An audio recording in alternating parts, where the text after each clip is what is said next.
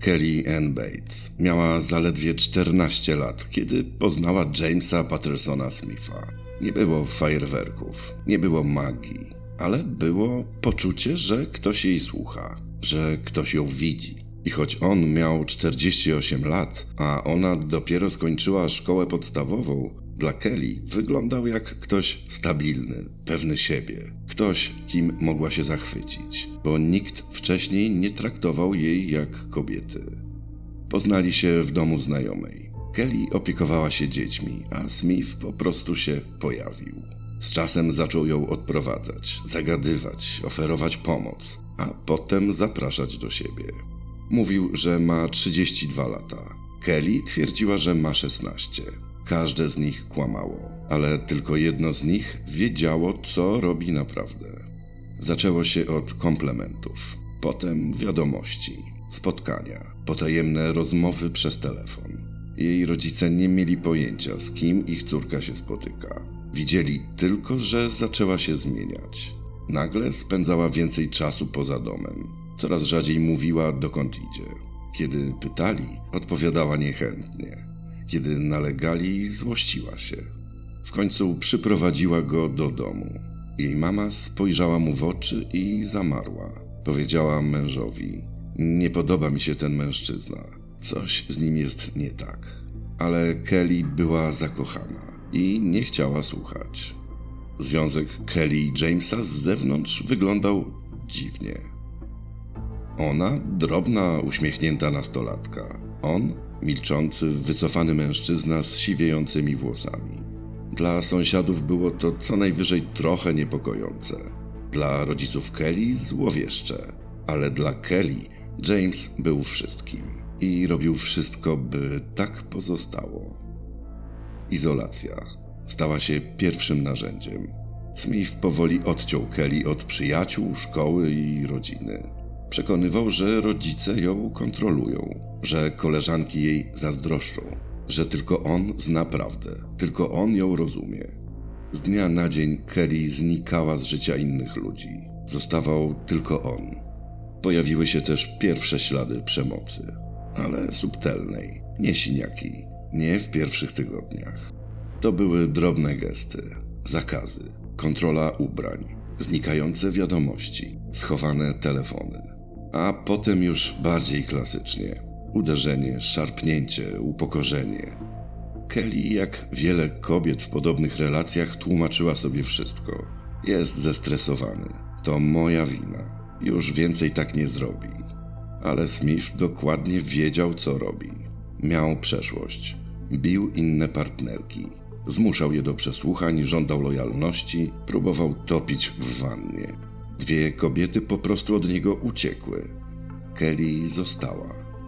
Jej matka wspomina, że pewnego razu zobaczyła córkę z raną na głowie.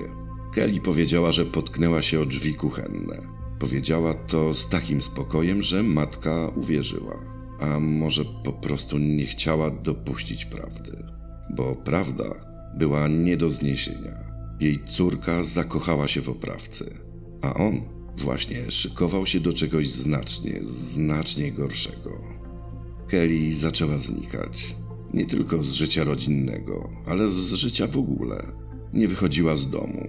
Przestała pojawiać się u rodziców. Nie kontaktowała się z nikim. Telefon milczał. Żadnych wiadomości. Żadnych odwiedzin. Cisza, która dla rodziny stawała się coraz głośniejsza. Rodzice próbowali interweniować. Przychodzili, dzwonili. Smith za każdym razem mówił, że Kelly nie czuje się dobrze, że śpi, że nie może rozmawiać, że wszystko jest pod kontrolą. I to była prawda. Kelly była pod kontrolą. A za zamkniętymi drzwiami tego zwyczajnego domu w Manchesterze działo się coś, co nie mieści się w głowie. Smith przestał być tylko brutalny. Sięgnął po systematyczne tortury. Kelly była przywiązywana do mebli, duszona, polewana wrzątkiem, bita metalowymi prętami. Wpychał jej do ust ręczniki, żeby sąsiedzi nie słyszeli krzyków. Obcinał jej włosy, łamał palce, gasił papierosy na skórze. Kiedy biegli później analizowali jej ciało, znaleźli ponad 150 ran, z czego większość było świeżych, zadanych w ostatnich 36 godzinach jej życia. Ale były też rany stare, częściowo zagojone. A to znaczy jedno: Kelly była torturowana przez tygodnie, jeśli nie miesiące. I nikt nie słyszał, nikt nie reagował. 6 kwietnia 1996 roku. Linia alarmowa w Manchesterze odbiera telefon od mężczyzny, który mówi spokojnym, bezbarwnym tonem: zabiłem moją dziewczynę. To był James. Nie płakał, nie krzyczał, po prostu poinformował, jakby zgłaszał usterkę, jakby chciał, żeby ktoś posprzątał bałagan. Policjanci przyjechali natychmiast. Drzwi były otwarte. Smith stał na środku salonu i czekał. Poprowadził ich na górę, do łazienki, do wanny. Tam znaleźli Kelly. Jej ciało było wychudzone, sine i pokryte ranami.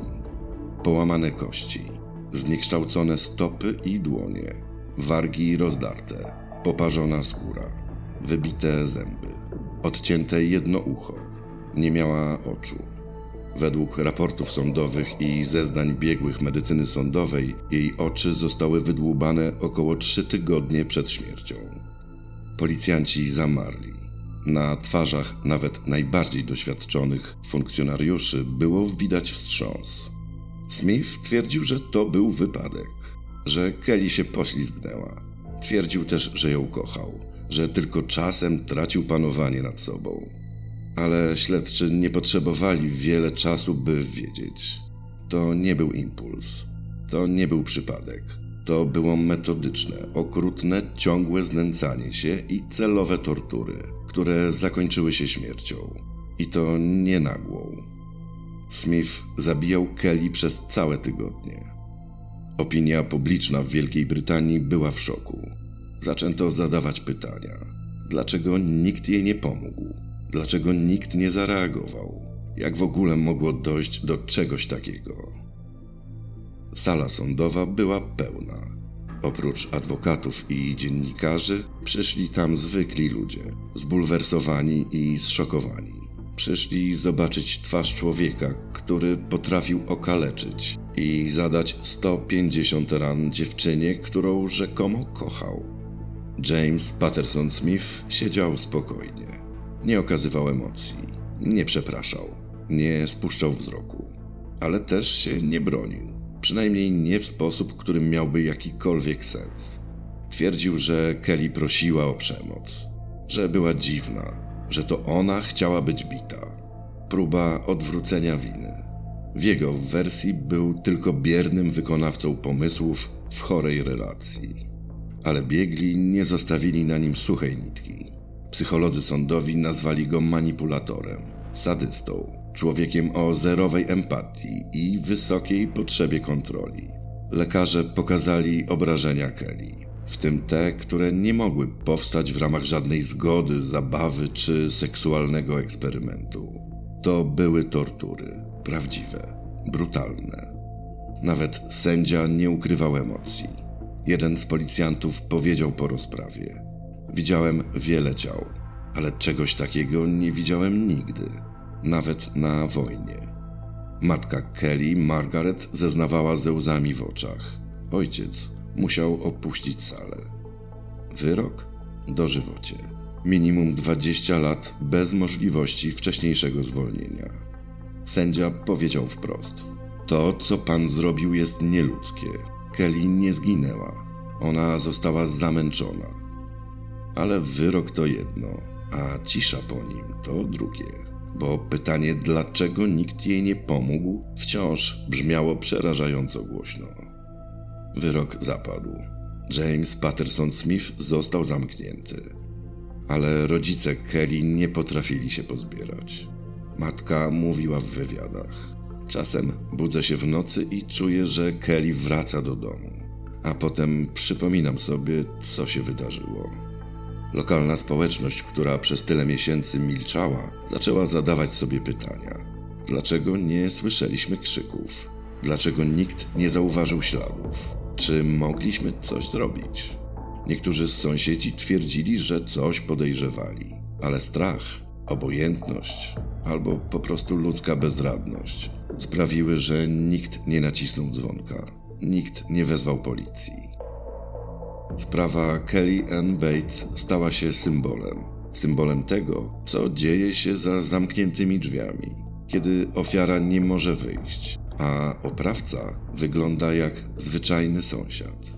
Jej imię trafiło do raportów o przemocy domowej, do analiz sądowych, na policyjne szkolenia. Ale to żadna pociecha, bo Kelly nie żyje, bo umierała każdego dnia przez 3 lata. W tym odcinku to już wszystko. Dziękuję, że zostaliście do końca. Zapraszam do sekcji komentarzy, zostawienia łapki w górę i subskrypcji. Dziękuję.